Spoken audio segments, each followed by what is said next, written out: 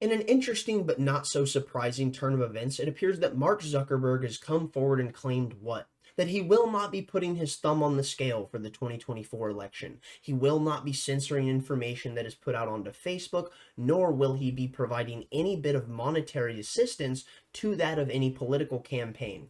That is something that I find quite interesting. One, admitting the fact of Facebook's responsibility in putting their thumb on the scale when it comes to censoring information surrounding an election. That's fascinating. But what's even more interesting specifically is the nature of how Mark Zuckerberg admitted this and why.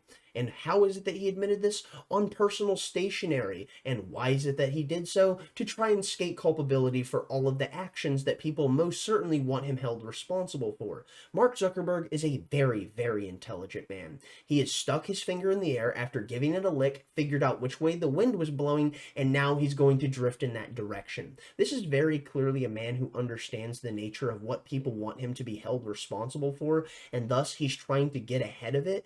And this letter I find absolutely hilarious because people are claiming Mark Zuckerberg's made a turn of change. He's going to be turning the page, starting a new phase. And it's like, no, he's not. Are you insane? This is simply an intelligent man that realizes that people see him as someone who is responsible for censoring extremely pertinent information, whether when it comes to the fact of the election cycle in 2020 or what we saw throughout the entirety of the COVID era. Mark Zuckerberg claiming that the Biden administration pressured him and his team, as well as other social media outlets, heavily to censor certain pieces of information, not only surrounding COVID, but also surrounding Hunter Biden's laptop. Isn't that just remarkable? Well, it's something you certainly shouldn't be surprised about, just like you shouldn't be surprised that Mark Zuckerberg is now coming and turning heel on the entirety of the establishment solely based on the fact of what? The tides are turning, and that means he understands that he has to bend with the long arc of history. Starting off here with the Financial Times, we're just going to skim through a couple of article titles, and then we'll actually dive into the letter from Mark Zuckerberg himself. I wish these articles had something of quality to offer to you, but they honestly don't. You're better off just hearing the words from the man, the Zuck himself. So let's go ahead and see what these article titles have for us, and then we'll move on. Mark Zuckerberg says White House pressured Meta over COVID-19 content. Yeah, that's a surprise to no one. And if it is a surprise to you, my friend, like I've said many a times, I believe I have a bridge that I could get you to invest in Baltimore. Here we see Chief of Facebook Parent says Biden administration was wrong and is ready to push back in the future. When did you find out they were wrong by chance? That's what's most crucial to pay attention to. And if you knew, did you still do the bidding of the regime itself even after understanding? Because data came out after a month of everything going down with COVID, where we understood the true impacts of who was most affected when we were looking at the death rates, because you could see the numbers coming out of places like New York. And no, of course, none of this has any impact on the decisions of Mark Zuckerberg because he was acting as nothing more than an avatar for the intelligence agencies to censor anyone who stepped out of line of the spectrum of allowable opinion. Now on to CNN. Mark Zuckerberg says Meta was pressured by Biden administration to censor COVID-related content in 2021. And it's not just COVID-related content. We can see that it's anything surrounding the fact of what also happened with the election as well. If you were to ask questions surrounding what happened with the 2020 election, well, you were persecuted and many of the times banned to never return, thrown to the ash heap of history, just as you deserve for being nothing more than a filthy conspiracy theorist. Now we see from Politico, Zuckerberg says he regrets caving to White House pressure on content. Meta's CEO tells the House Judiciary Committee that he wishes he had been more outspoken against the Biden administration's efforts during the pandemic. Okay. So here's the thing. While I do not respect Mark Zuckerberg on this front, I do respect that he's a father who loves his children and his wife. That I can appreciate, and I will give respect where it's due, and that is one where I will consistently tip my hat to anyone who is a good father to their children. But nonetheless, the thing that I think is most crucial to pay attention to here would be that it wasn't just Facebook, it was also Twitter, which is now X, as you saw with the Twitter files that were revealed after Elon Musk's own independent investigation using people like Matt Taibbi, Barry Weiss, and so many others like Michael Schellenberger, finding out what? That the FBI had a direct link to the upper echelon of the Twitter elite, and they had an open portal to censor people freely on Twitter to curate information, having consistent and daily conversations with people like Vijaya Gadde and Yoel Roth. If that doesn't show you the fact that these massive institutions akin to these social media giants were operating as nothing more than mouthpieces for the intelligence agencies to control the narrative, then I don't know what will. And with the fact of the era of the new age being that the media landscape has shifted online, and not only that, but the public landscape has also shifted to where the public square is now online itself, certainly after what we saw with the lockdowns during the COVID era, this is something that artificially shifted this public square to being online, which meant that we had massive institutions like what we saw out of Facebook, Twitter, and so many others that were able to censor you, controlling the spectrum of allowable opinion, as we know the intelligence agencies and the government are most certainly a fan of doing, because they do not want you asking any questions about the narratives they are trying to sell you. Now on to what we see here from the Washington Examiner. Mark Zuckerberg admits censorship and vows to curb election donations.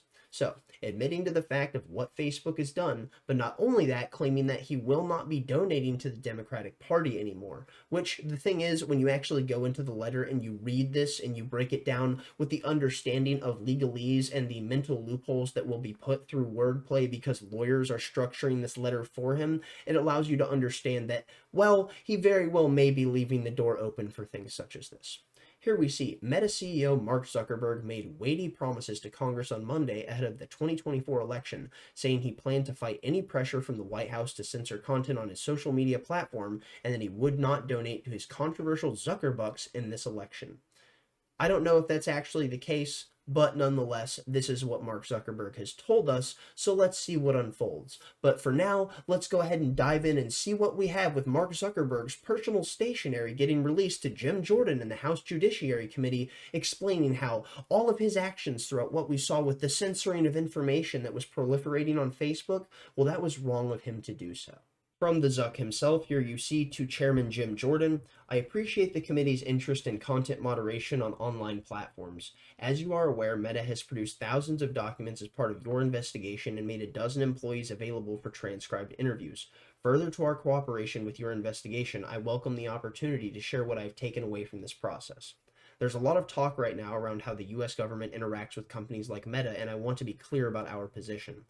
Our platforms are for everyone. We're about promoting speech and helping people connect in a safe and secure way. As part of this, we regularly hear from governments around the world and others with various concerns around public discourse and public safety. In 2021, senior officials from the Biden administration, including the White House, repeatedly pressured our teams for months to censor certain COVID-19 content, including humor and satire, and expressed a lot of frustration with our teams when we didn't agree.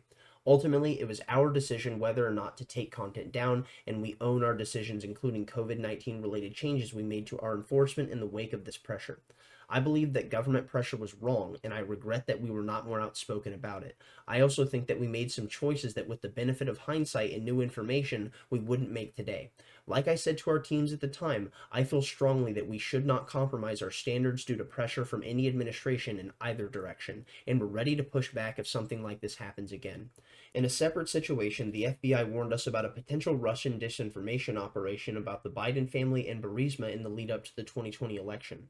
That fall, when we saw a New York Post story reporting on corruption allegations involving the Democratic presidential nominee Joe Biden's family, we sent that story to fact checkers for review and temporarily demoted it while it was waiting for reply.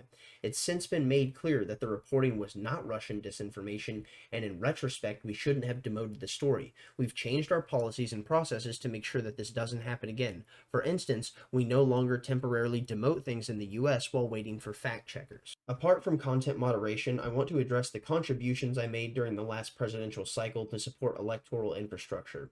The idea here was to make sure local election jurisdictions across the country had the resources they need to help people vote safely during a global pandemic. I made these contributions through the Chan Zuckerberg Initiative.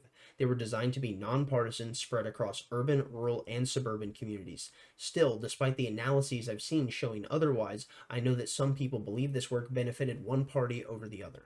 My goal is to be neutral and not play a role one way or another, or to even appear to be playing a role, so I don't plan on making similar contributions this cycle. Respectfully, Mark Zuckerberg, founder, chairman, and CEO of Meta Platforms Incorporated. Couple of things to touch on there, and then we'll move on. So, one, I do appreciate the fact that Zuckerberg did this. I'm not going to act like he did it on his own volition. I'm sure he was certainly advised by his team of lawyers to do so.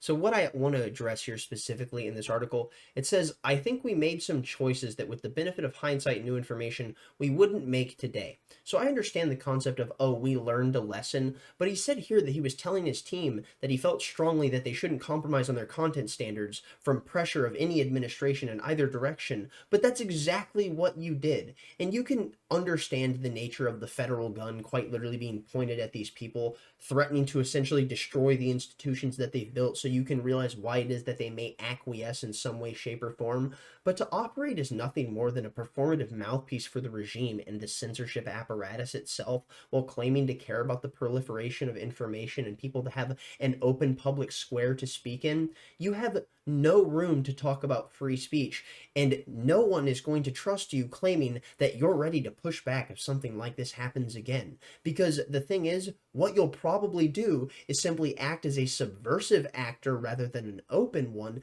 and that is something we'll get into in just a moment here. Here at the bottom of the next paragraph, we see we've changed our policies and processes to make sure this doesn't happen again. For instance, we no longer temporarily demote things in the US while waiting for fact checkers. So you will do it in other countries specifically, let's say like the UK. There's information going around on Facebook that, I don't know, the government doesn't want going about because, let's say, it's talking about the nature of the immigration crisis and what's going on with the mass proliferation of crime.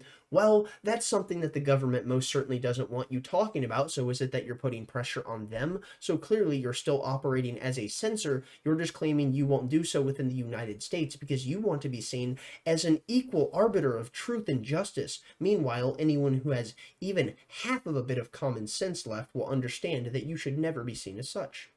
Moving on to the end. Here we see at the bottom, still, despite the analyses I've shown, this is the one that gets me so much. Mark Zuckerberg's talking about the fact of his nonpartisan investment in this election cycle, as we saw in 2020, claiming that, well, it was nonpartisan, you see, across urban, rural, and suburban communities. Okay, but this doesn't actually address the things that people were so concerned about when it came to the fact of your involvement. What people were concerned about was your donations to political campaigns. It wasn't this process of you trying to open up abilities for people to vote in these impoverished areas that have been hit so hard because we're in this major lockdown cycle and we're in a transformative era, and that means that you need to do something. That wasn't what people were complaining about, but of course that's what you're going to address here. He says, my goal is to be neutral and not play a role one way or another, or to even appear to be playing a role. And there's the big one, to appear to be playing a role. And he says, so I don't plan on making similar contributions this cycle.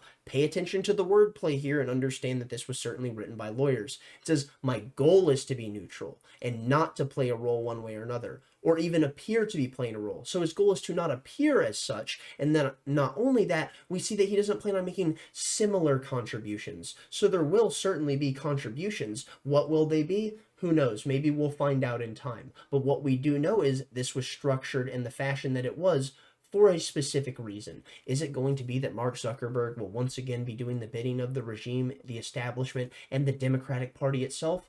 Or is it possible that he very well may be making a contribution to something akin to the Trump campaign? That's fascinating. Or will he actually be opening up some form of independent investigative process where they can actually vet information and do so without being, let's say, infected by the intelligence agencies in their vetting process? Alrighty, now let's go ahead and move on here to Patrick Bet-David. Breaking. Mark Zuckerberg just admitted to working with the Biden-Harris admin to censor Americans. Yes, absolutely. He either admitted to this because, one, he's being honorable, two, he's done with the Democratic Party, or three, he's getting ahead of a whistleblower. Either way, this is a very hard letter to write.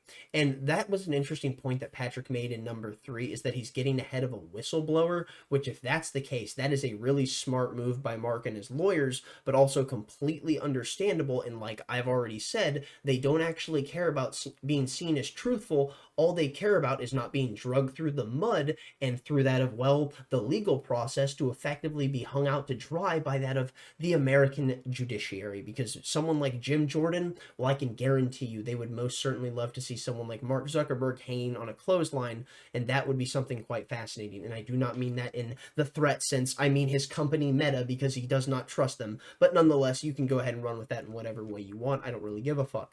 Now we jump on to Peter Tarr. To anyone who understands big business, a few things should be obvious. Mark Zuckerberg did not draft this on his own, obviously. He sits atop one of the largest companies in the world. He consulted with legal, PR, and other members before carefully crafting the letter. He may or may not fully endorse everything said, obviously. From a corporate standpoint, this was calculated as the best move for Meta. Nothing more, nothing less. When the winds were blowing in favor of President Biden, Meta was happy to be a censor. X is gaining more traction and the political wind shifting towards Trump and Republicans. This was the right letter to draft from a business standpoint. That's it. That's all. Nothing else, just calculation. Absolutely true. Peter's spot on here, and this was my first thought right when I saw this letter, and when I stumbled upon that tweet from Patrick Bet-David and this one here from Peter Tarr, I was like, well, would you look at that? Absolutely spot on. It's phenomenal to see people who are so my goodness fucking gracious, so phenomenal at analyzing the political landscape and realizing what we're dealing with, and having such big voices and the ability to spread this information en masse rather than being the smallest fish in the smallest, most irrelevant pond like myself, with effectively no one listening. Because the more people that understand the nature of Mark Zuckerberg, his machinations, and how it is that people akin to him were serving the intelligence agencies and effectively the Biden-Harris campaign, you will realize that, well, it doesn't matter how much he tries to act as if he's on your side, he will never be on your team. Let's go ahead now and finish this off with this post here from Robert F. Kennedy Jr., which I thought was just chef's kiss. Looks like Mark Zuckerberg has joined the ranks of the crazed conspiracy theorists who claim that the Biden administration pressured Facebook to censor dissent during COVID. Yeah. Well, Mark, welcome to the ranks of the crazed conspiracy theorists. I hope you enjoy your time. I'm going to go ahead and call it there. Thank you for watching. If you got this far, thumbs up. If you liked it, thumbs down. If you didn't, tell me where I'm wrong in the comment section down below. And most importantly, my friends, as always, tell someone you love them. Peace out.